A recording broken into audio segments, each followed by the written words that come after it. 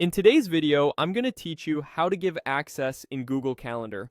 By the end, you'll know exactly how to share a calendar with the right people and choose the permission level that fits your needs.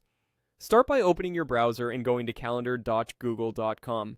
Make sure you're signed in to the correct Google account, especially if you use both personal and work accounts. Once the calendar loads, look to the top right and click the gear icon to open the menu, then choose Settings. This takes you to the full settings page where you can manage everything for your calendars. On the left side, you'll see a section called Settings for My Calendars. Click the name of the calendar you want to share. If you don't see it right away, scroll through the list until you find it. This step is important because sharing applies to the specific calendar you select, not all of your calendars. Inside that calendar settings, find the section labeled Share with Specific People or Groups. Click Add People and Groups. A box will appear where you can enter the email address of the person or group you want to give access to. Type the address carefully and double check it.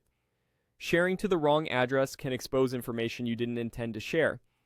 Next, choose the permission level from the drop-down. Here's a quick guide to help you pick the right one. See Only Free/Busy hides event details and only shows when times are blocked. See All Event Details shows full details for events except those marked private.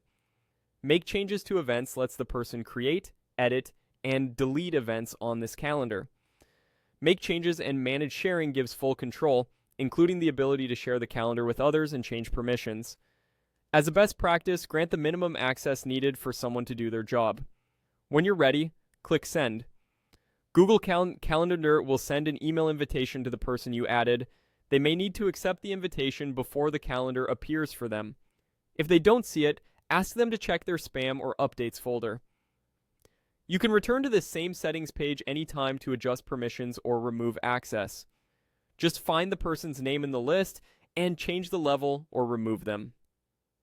A couple of quick tips before we wrap up. If you're using a work or school account, your organization's admin might limit certain sharing options, especially external sharing.